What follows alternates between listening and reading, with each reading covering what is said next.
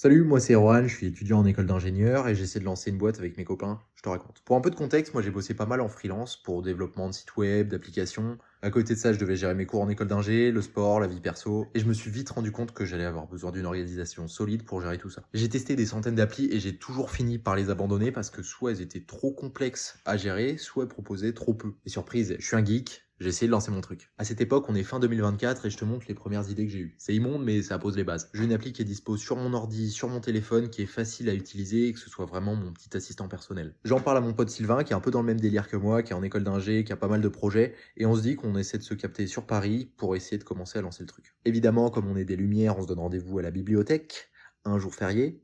Évidemment, c'est fermé, et ça donne lieu à cette photo incroyable où il y a deux imbéciles heureux qui essaient de coder dans un parc alors qu'il fait 8 degrés Celsius.